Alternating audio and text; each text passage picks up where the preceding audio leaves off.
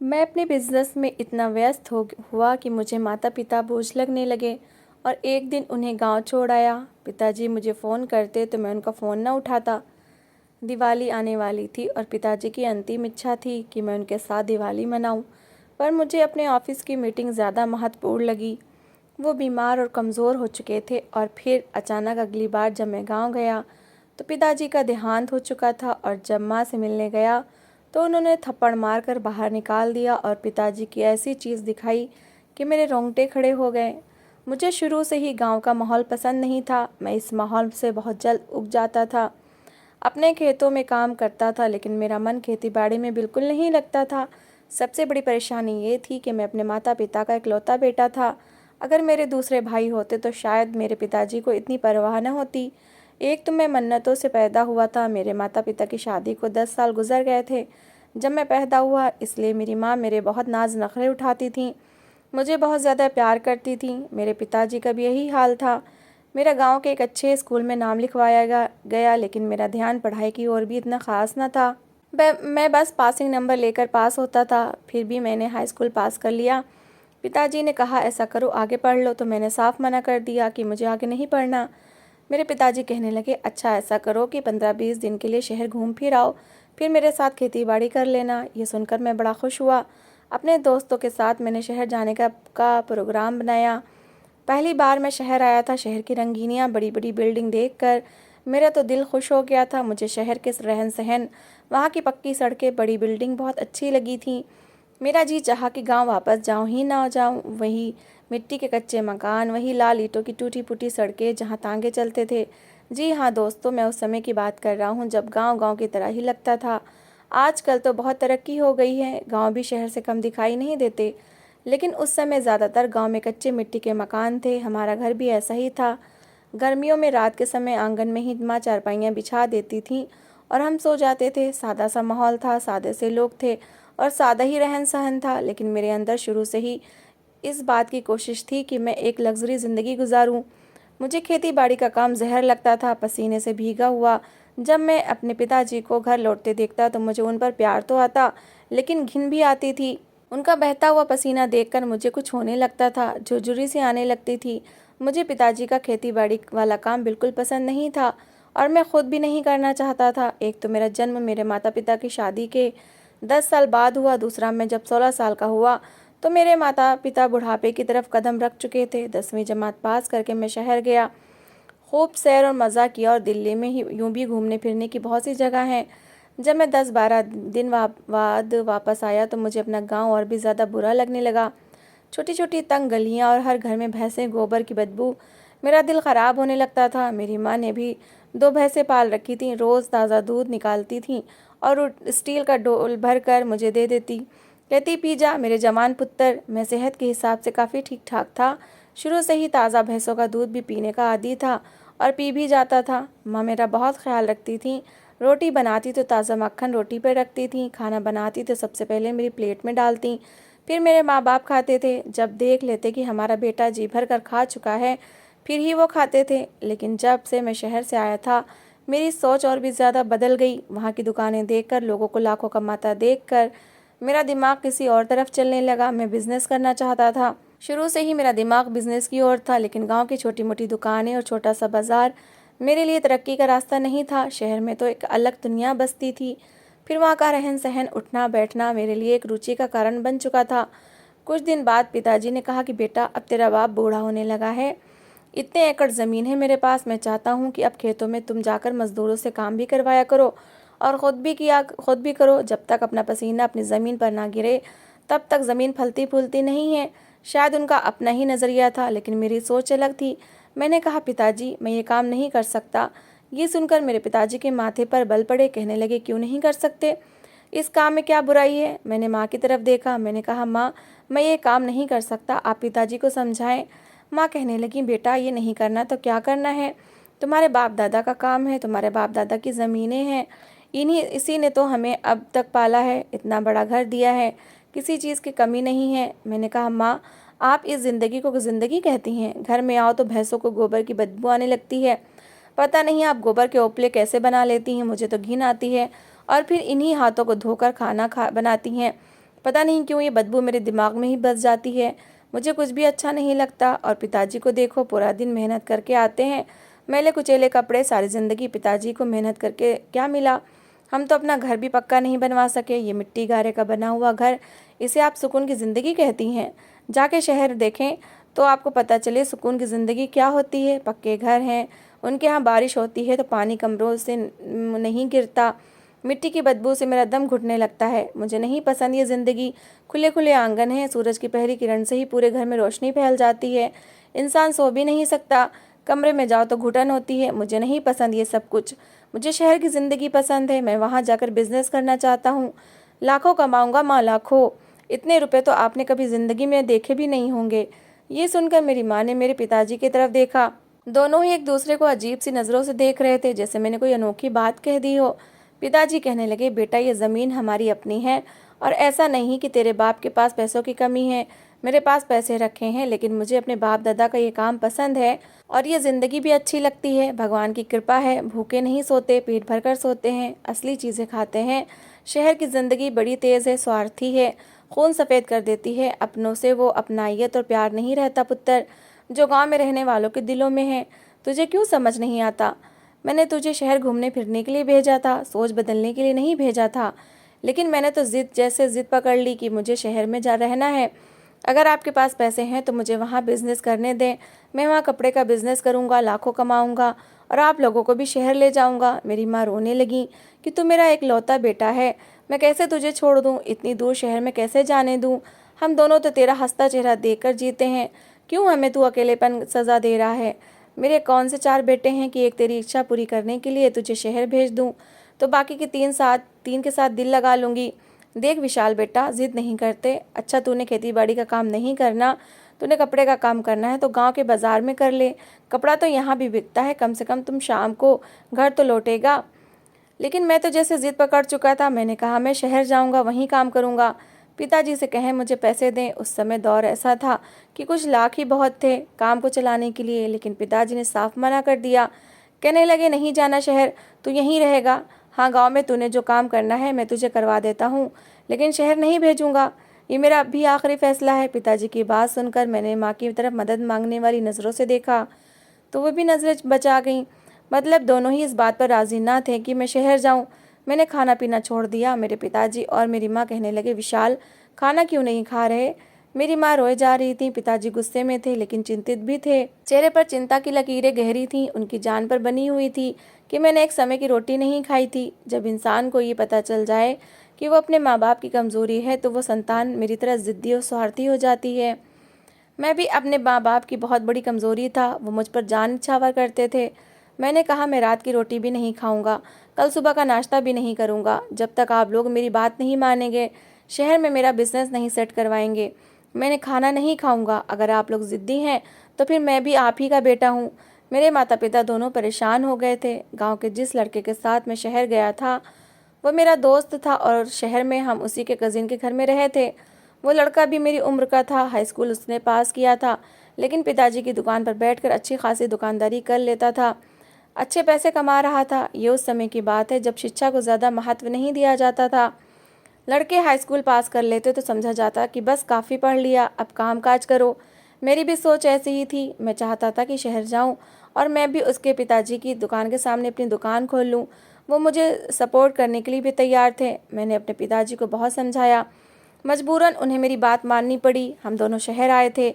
जब उस लड़के से बात की, उसके पिताजी से बात की, तो वो कहने लगे, हमारा ऊपर का पोर्शन खाली है, 2 कमरे हैं, छोटा सा किचन है, खाना हम आपके बेटे को दे दिया करेंगे और काम भी सिखा देंगे। जब ये काम सीख जाएगा तो इसे अलग दुकान भी किराए पर ले दूंगा। पिताजी ने उस दौर में उस आदमी को 2 लाख रुपए दिए थे, जो कि एक बहुत बड़ी पूंजी थी। वो तो खुश हो गया, लेकिन ये बात है कि उस आदमी ने भी ईमानदारी से मुझे काम सिखाया। मेरे पैसों का माल उसने ख़रीदा, सारी ख़रीदारी मेरे सामने की, हर जगह मुझे साथ लेकर जाता था। मैं उसी की दुकान पर काम करने लगा। कुछ मैं बिज़नेस में दिमाग भी रखता था, मुझे रुचि भी बहुत थी, इसलिए बहुत जल्दी मैंने सब सीख लिया था। ऊपर रहता था और खाना मुझे नीचे से ही आता था, लेकिन मैं कभी भी नीचे उनके घर के अंदर नहीं गया था। उनकी लड़की को मैंने कभी भी नहीं देखा था। खाना देने मोहित की माँ आती थी और वो मेरे लिए मेरी माँ जैसी थी। मोहित उस लड़के का नाम था जो शहर में रहता था। उसके पिताजी के साथ में काम कर रहा था, खुद भी काफ़ी मेहनती लड़का था। एक बार उसकी माँ बीमार हो गई, मैं भी दुकान से वापस आया था। नहा धोकर खाने का इंतज़ार करने लगा जब दरवाजे पर दस्तक हुई। हालांकि दरवाज़ा तो खुला होता था। उसकी माँ कमरे में आकर खाना रख देती थी, मेरा हालचाल भी पूछ लेती थी। ये भी पूछ लेती थी कि बेटा तुम्हारा दिल तो लग गया है ना। मुझे तो शहर से वैसे भी प्यार था, यहाँ का माहौल मुझे अच्छा लगता था।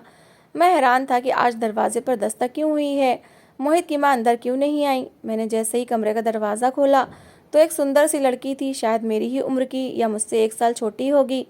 सर पर दुपट्टा लिया हुआ था, हाथ में कांच की चूड़ियाँ थीं।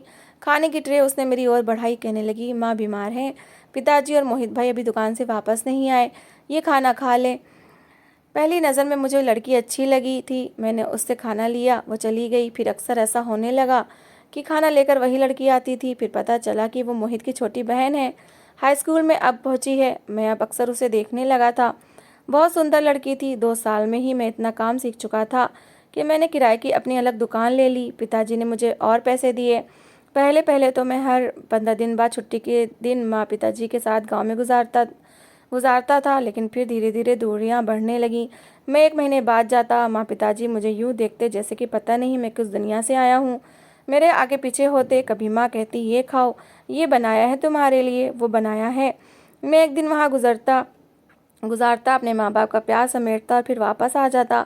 मेरी जब अपनी दुकान खुल गई तो मेरा काम बहुत ज़्यादा चलने लगा। अभी भी मैं मोहित के पिताजी के घर के ऊपर के पोर्शन में रहता था, लेकिन अब मैं किराया देने लगा था। बहुत जल्दी मैंने तरक्की की सीढ़ियाँ चढ़ना शुरू कर दी थी। 5 साल में मैं शहर में अपना एक छोटा सा पक्का घर बनवा चुका था, जिसमें 2 कमरे नीचे थे और 2 ऊपर के पोर्शन में थे। इलाका भी साफ सुथरा था। इस बार जब मैं गांव गया तो मैंने अपने माता पिता से कहा कि अपना बोरिया बिस्तर बांधो, मैं आपको लेने आया हूँ। शहर में मेरा अपना घर है। ये सुनकर मेरी माँ उदास हो गई, कहने लगी बेटा हमारा दिल कब लगता है गांव के अलावा कहीं और, यहाँ हमारी बिरादरी है, मेलजोल है, शहर में तो कोई भी नहीं है। मैंने कहा माँ मैं हूँ ना, मैं कुछ नहीं जानता, आप दोनों मेरे साथ शहर जाएंगे।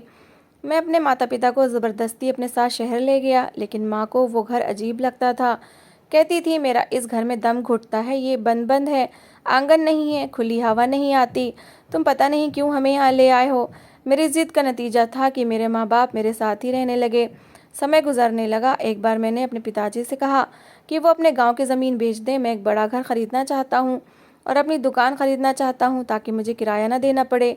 मेरे पिताजी ये सुनकर कहने लगे मैं क्यों अपने बाप दादा की आखिरी निशानी बेचने लगा। तुम्हारी ज़िद के कारण यहाँ रह रहा हूँ, लेकिन मैंने ज़मीनें ठेकेदार को दे दी हैं, वहाँ से कमाई आ रही है। मैंने कहा मैं कुछ नहीं जानता पिताजी, सब कुछ मेरा ही तो है, मुझे गांव में रहना ही नहीं है, ना ही मैं आपको भेजूंगा, बस आप ज़मीन बेच दें। मेरे माँ बाप हर बार मेरी ज़िद के आगे सर झुका देते थे और मैं इस बात का बहुत फ़ायदा भी उठाता था। मेरे पिताजी ने ज़मीनें बेच दी, बहुत सारे पैसे मिले थे। मैंने 2 दुकानें ख़रीद ली थीं, अपना वो छोटा घर बेचकर एक बड़ा घर ख़रीद लिया, गाड़ी भी ख़रीद ली। और ये उस समय की बात है जब गाड़ी हर किसी के पास नहीं होती थी। मेरा शुमार अब अच्छे खासे खाते पीते लोगों में होने लगा। मैंने घर पर एक कामवाली भी अपनी माँ के लिए लगा दी जो घर के काम कर देती थी, लेकिन मेरी माँ को खुद से काम करने की आदत थी। ना ही उन्हें कामवाली की सफाई पसंद आती थी और ना ही उसका काम अच्छा लगता था। पहली बार मैंने अपनी माँ के सामने ज़ुबान चलाई थी। कहने लगी देखो तो तुम्हारे कपड़े धोकर गई है और कॉलर भी वैसे ही पसीने के निशान है, मिट्टी के दाग भी लगे हुए हैं, चाय का दाग भी नहीं हटाया, मैं तो इसे काम से निकाल दूंगी। मैं चिढ़कर माँ से बोला माँ आपको परेशानी क्या है, ये गांव नहीं है जहाँ डंडे मार मार कर कपड़े धोए जाते हैं, काम वाली ऐसे ही काम करती है, कोई ज़रूरत नहीं है आपको काम वाली को घर से निकालने की, ये मेरा घर है, यहाँ वो होगा जो मुझे पसंद है। मेरी उम्र उस समय 22-23 साल थी, लेकिन मेरी बात सुनकर मेरी माँ चुप सी हो गई। उन्हीं दिनों मुझे अपनी शादी का भी ख्याल आने लगा। शादी का ख्याल आते ही मुझे मोहित की बहन का ख्याल आया। मैंने माँ से बात की कि मुझे मोहित की बहन से शादी करनी है, आप रिश्ता मांगे। ये सुनकर तो मेरे माँ बाप एक दूसरे को देखने लगे, कहने लगे तुम्हारे बचपन से ही गांव में तुम्हारी शादी की बात तय है, हमारी बिरादरी में ज़ुबान चलती है, वो तुम्हारे इंतज़ार में ही बैठी है, हम बिरादरी में जाकर क्या जवाब देंगे। ये सुनकर तो मेरे तन बदन में आग लगी थी। मैंने कहा आपसे किसने कह दिया कि मैं गांव के किसी गंवार लड़की से शादी करूंगा, मैं शादी अपनी मर्जी से करूंगा। पहली बार मेरे पिताजी ने ये सुनकर मेरे मुंह पर थप्पड़ मारा, कहने लगे तुम बहुत ज़्यादा हद से बढ़ गए हो, हम तुम्हारी हर बात मानते हैं और तुम अब हमें अपनी हमारी बिरादरी में जलील करोगे। तुमने कहा तुम शहर में काम करना चाहते हो, मैंने कुछ नहीं कहा। तुमने कहा ज़मीनें बेच दो, मैंने वो भी बेच दी। लेकिन अब अपनी बिरादरी को तुम्हारी खातिर नहीं छोड़ सकता। शादी तुम्हारी वहीं होगी जहाँ बात तय हुई है। मैंने कहा, मैं भी देखता हूँ आप मेरी शादी ज़बरदस्ती कैसे करवाते हैं। मैं गांव जाकर खुद इनकार करके आ जाऊंगा। मेरी माँ रोने लगी, मेरे सामने हाथ जोड़ने लगी, कहने लगी, बेटा ऐसा नहीं कहते, बाप के सामने ज़बान नहीं चलाते। मैंने कहा, पिताजी कौन होते हैं मेरी ज़िंदगी का फ़ैसला करने वाले? मैं अपनी ज़िंदगी का फ़ैसला खुद करूँगा। मेरे पिताजी मेरी बात सुनकर हैरान हुए थे। कहने लगे, तुम्हारी ज़ुबान इतनी ज़्यादा खुल गई है, तुम्हें माँ बाप का ज़रा भी लिहाज नहीं। मैंने कहा, आपका सब कुछ मेरा ही है। अगर मैं कारोबार कर रहा हूँ तो कमाकर आप लोगों को ही खिला रहा हूँ। बजाय मेरा एहसान मानने के आप लोग मेरे सामने ज़िद बांध रहे हैं। मैं क्यों करूँ गांव की लड़की से शादी? ये बात शायद आराम से भी हो सकती थी, लेकिन जब बेटा बाप से कद में ऊंचा हो जाए और कमाने भी लग जाए तो ऐसा लगता है जैसे वो माँ बाप के सर पर सवार हो गया है। इसलिए जैसे चाहेगा ज़बान चलाएगा, जैसे चाहेगा अपना व्यवहार रखेगा। न मुझे अपने स्वर की परवाह थी, न ही इस बात की कि मैं अब बदतमीज़ी करने लगा हूँ। मैंने शादी से इनकार कर दिया और ज़बरदस्ती अपने माँ के साथ मोही के घर रिश्ता लेने चला गया। उसके घर वाले तो वैसे भी मुझे पसंद करते थे, उन्होंने रिश्ता तय भी कर दिया। मेरे पिताजी मेरे साथ नहीं गए थे, लेकिन मुझे परवाह तक नहीं थी। मेरी माँ ममता के हाथों मजबूर होकर मेरे साथ गई थी। बहुत रो रही थी, कहने लगी, अब तो रिश्ता पक्का हो गया है, अपने माँ बाप से माफ़ी मांग ले, अपने बाप से माफ़ी मांग ले। मैंने कहा, मैं क्यों मांग लूँ? एक तो मैं आप लोगों को पाल रहा हूँ, संभाल रहा हूँ, ऊपर से पिताजी के नखरे ही ख़त्म नहीं होते। मैं पिताजी के सामने क्यों झुकूँ? मेरी माँ कहने लगी, जब तुम छोटे थे तुम्हारा बाप तुम्हें पाल रहा था, तब भी जिद तुमने बांधी थी। तुम्हारे बाप ने तो ये नहीं कहा था कि तुम्हारे सामने क्यों झुकूं। कमाकर तो वो तुझे खिला रहे थे, और जिस बिजनेस का तुम कह रहे हो सारा पैसा तुम्हारे बाप की मेहनत का लगा है, ज़मीन तक उनकी बिक गई, अपनी सारी जमा पूंजी उन्होंने लगा दी, और इसके बदले अगर तुम हमें 2 समय की रोटी खिलाते हो तो ये कोई एहसान तो ना हुआ। अपनी माँ की बात सुनकर मुझे गुस्सा चढ़ गया। मैंने कहा, आप दोनों ही एहसान फरामोश हैं। माँ बाप का काम है संतान को पालना, उस पर पैसा खर्च करना, और आपने तो माँ फ़ौरन से जता दिया। मेरी माँ कहने लगी, ये मेरा जताया हुआ तुम्हें चुभ रहा है, और जो तुम सब तब से हमें ये गिनाए जा रहे हो कि हमारी रोटी तुम पूरी कर रहे हो, तुम्हारा ये जताना क्या तुम्हें नज़र नहीं आता? बाप के सामने माफ़ी मांगने से तुम छोटे नहीं हो जाओगे। मैंने माँ की बात मान ली। मैंने पिताजी से माफ़ी मांगी, लेकिन अपनी बात भी मनवाई। मेरे माँ बाप गांव गए और जिस घर में मेरी शादी तय थी उनसे रो रो कर माफ़ी मांगी कि अपनी बेटी की शादी किसी और से कर दें। हमारा बेटा इस शादी के लिए तैयार नहीं। पूरी बिरादरी वालों ने मेरे माँ बाप को बहुत जलील किया, और वो गर्दन झुकाए सबकी खरी खोटी सुनते रहे। बिरादरी वालों ने ये कहा कि अब हमारा तुमसे कोई संबंध नहीं, तुम बेटे को ही जाकर देखो। जब मेरे माँ बाप गांव से वापस आए तो बहुत उदास थे, रो रहे थे, लेकिन मुझे परवाह तक नहीं थी। मैं तो शादी की तैयारियों में व्यस्त था। मेरी शादी मोहित की बहन शालिनी से हो गई, और उसे पाकर मैं बहुत खुश था, क्योंकि मुझे वो शुरू से ही अच्छी लगती थी। उसके बाप के साथ भी मेरी बहुत अच्छी बातचीत थी, मोहित से भी अच्छी दोस्ती थी। फिर शहर में रहते हुए मेरी बहुत लोगों से दोस्ती हो चुकी थी। शालिनी के भी सारे रिश्तेदार शहर में थे। हम दोनों ही शादी के बाद पहले घूमने फिरने के लिए मुंबई और गोवा चले गए, 15 दिन बाद वापस आए। इन 15 दिनों में मेरे बाप ने ही मेरी दुकान खोली और संभाली थी, एक नौकर भी था। जब मैं वापस आया तो उसके बाद शालिनी के रिश्तेदारों में दावतें शुरू हो गईं। सिर्फ हम दोनों ही जाते थे। एक बार भी मैंने ये नहीं कहा कि माँ तुम भी साथ चलो। मेरी खातिर उन्होंने कितनी कुर्बानियाँ दी थीं। पहले अपनी जमा पूंजी मुझे दी, फिर मेरी खातिर ज़मीनें बेची, अब मेरी खातिर अपनी बिरादरी को भी छोड़ दिया। लेकिन मुझे तो जैसे उनका बलिदान नज़र ही नहीं आता था। बस मुझे ये नज़र आता था कि मैं अपने माँ बाप को पाल रहा हूँ। समय गुजरने लगा, मेरी माँ की शालिनी के साथ अनबन होने लगी, लड़ाई झगड़े होने लगे। मैं उन दिनों काम में बहुत व्यस्त था। फिर शालिनी उम्मीद से हो गई तो मैंने माँ से कहा कि वो कोई काम नहीं करेगी। खबरदार, जो आपने मेरी पत्नी को कोई काम कहा तो। मेरा स्वर वैसे भी अपने माता पिता के सामने ऊंचा ही रहता था, जैसे मैं उन पर कोई एहसान कर रहा हूँ। मेरे माता पिता अब मुझे बोझ लगने लगे थे। मेरी माँ दवाइयाँ मांगती तो मैं कहता, क्या मुसीबत है, गांव में तो आप दवाइयाँ नहीं खाती थी। वो कहने लगी कि वहाँ की ताज़ा हवा थी, खाना हजम हो जाता था, यहाँ का खाया पिया हजम नहीं होता। फिर कहने लगी, यहाँ का दूध इतना पतला है, लगता है पानी पी रही हूँ। मैंने कहा, आप ऐसा करें, आप लोग गाँव चले जाएँ, आपको वहाँ की ज़िंदगी ज़्यादा प्यारी है। मेरे पिताजी मुझे गुस्से से देखने लगे, कहने लगे, तुमने तो मेरी बिरादरी में मेरा बॉयकॉट करवा दिया है, वहाँ जाकर क्या करेंगे हम दोनों। लेकिन मैंने अपने माँ बाप के साथ ऐसा व्यवहार करने लगा कि वो बेचारे खुद मुँह से कहने लगे कि हमें गांव भेज दो। गांव का घर अभी भी मेरे पिताजी के नाम पर था। मेरे माता पिता गांव चले गए, मैं उन्हें खर्चा भेज देता था। अब मुझे वो भी बुरा लगने लगा। भगवान ने मुझे बेटा दिया तो मैंने माँ पिताजी को बताया तो वो बहुत खुश थे। कहने लगे अपने बेटों को ही लाकर मिलवा दो। मैंने कहा नहीं, उसे गाँव की हवा रास नहीं आएगी, बीमार पड़ जाएगा, आप लोग आ जाना। मेरे पिताजी भी शायद ज़िद्दी थे, नहीं आए। मैं शहर की ज़िंदगी में बहुत व्यस्त हो गया। अब तो मैं कई कई महीने माँ पिताजी को फ़ोन तक नहीं करता था। मेरे पिताजी ने मुझसे बातचीत ख़त्म कर दी। एक छोटी मोटी ज़मीन उनके पास बची थी। एक बार ऐसा हुआ कि मैंने 2-3 महीने खर्च नहीं भेजा तो उन्होंने मांगा भी नहीं। फिर मैंने अपने दोस्त से पूछा कि मेरे माता पिता का गुजर बसर कैसे हो रहा है, तो कहने लगा छोटी सी ज़मीन पर तुम्हारे पिताजी अभी भी हल चलाते हैं, गुजर बसर हो ही जाता होगा। मैं संतुष्ट हो गया कि चलो ठीक है, पर ये नहीं सोचा कि अब वो बूढ़े हो गए हैं, उन्हें आराम की ज़रूरत है। एक बार मेरे पिताजी ने कहा कि दिवाली आने वाली है, इस बार ऐसा करो हमारे साथ दिवाली मना लो, हम अपने पोते को देख लेंगे। लेकिन शालिनी ने मना कर दिया। कहने लगी मेरा बच्चा बीमार हो जाएगा, इतना गंदा माहौल होता है गांव का, भैंसें हर जगह हर घर में बंधी होती हैं और इसे तो ज़रा सी बदबू आए तो छींके मारने लगता है। वहाँ तो कोई डॉक्टर भी नहीं है जो मैं बच्चे को चेक करवा सकूँ। मुझे नहीं जाना, आपको जाना है तो चले जाएं। अब मैं अपनी पत्नी बच्चे के बगैर दिवाली तो नहीं मना सकता था, इसलिए पिताजी को मैंने साफ मना कर दिया। अब तो मेरा काम बहुत ज़्यादा बढ़ गया था। मैंने फैक्ट्री ख़रीद ली थी जहाँ अपना कपड़ा तैयार करने लगा। एक बार और मेरे पिताजी का मुझे फ़ोन आया था कि इस बार दिवाली हमारे साथ ही कर लो। मैं बहुत बीमार रहने लगा हूँ, मेरी ज़िंदगी का कोई भरोसा नहीं। लेकिन उन्हीं दिनों मेरी फैक्ट्री में एक बहुत ज़रूरी मीटिंग थी, मैंने फ़ोन ही बंद कर दिया। कई बार मुझे पिताजी के नंबर से फ़ोन आता लेकिन मैंने नहीं उठाया, फिर फ़ोन आना बंद हो गया। 1 साल बाद मेरा दिल बड़ा उदास हुआ था। पहली बार माँ पिताजी की बहुत याद आ रही थी। मैंने सोचा गाँव जाकर माँ पिताजी से मिल आता हूँ। मैंने शालिनी की बहुत मिन्नत की कि वो मेरे साथ चले, लेकिन उसने फिर इनकार कर दिया कि वो मेरे साथ नहीं जाना चाहती। मैं अकेला ही चला गया। लेकिन जो बात मुझे गांव जाकर पता चली वो सुनकर मेरे होश उड़ गए थे। पता चला कि मेरे पिताजी का देहांत 1 साल पहले ही हो चुका था। ये सुनकर तो मैं फूट फूट कर रोने लगा। इस बार मैं सोचकर आया था कि पिताजी से माफ़ी मांगूंगा, अपने पिछले सारे व्यवहार की माफ़ी मांगूंगा, लेकिन मुझे तो समय ही नहीं मिला था। मैं जब घर आया तो मेरी माँ चारपाई पर बीमार पड़ी थी। मुझे देखकर बजाय मुझे गले लगाने का अपना मुंह दूसरी ओर कर गई। कहने लगी चले जाओ यहाँ से, तुम्हारा बाप तुम्हें पुकारता पुकारता इस दुनिया से चला गया। क्या इस दिन के लिए हमने तुम्हें पैदा किया था? जो तुमने किया है, भगवान करे तुम्हारा बेटा भी तुम्हारे साथ ऐसा ही करे।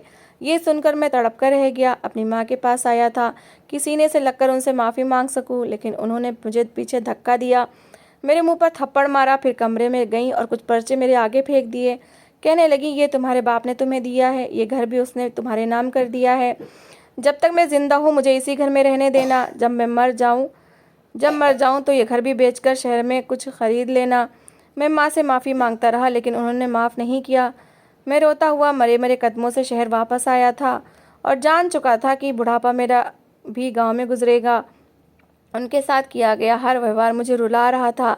शालिनी से शादी करके भी मैं पछता रहा था क्योंकि वो हर समय अपनी ही बात मनवाती थी। पिताजी की बात मानी होती तो शायद ज़िंदगी कुछ और होती, लेकिन इस उम्र में आकर मेरे पास पछतावे के अलावा कुछ नहीं बचा था। तो दोस्तों, इस कहानी को लेकर आपकी क्या राय है कमेंट बॉक्स में ज़रूर बताएं। और अगर आपको हमारी आज की कहानी अच्छी लगी हो तो प्लीज़ इसे लाइक ज़रूर करें। अगर आपने अभी तक हमारे चैनल को सब्सक्राइब नहीं किया तो ज़रूर कर लीजिए। तो मिलते हैं ऐसी एक और मोटिवेशनल कहानी के साथ। Thanks for watching.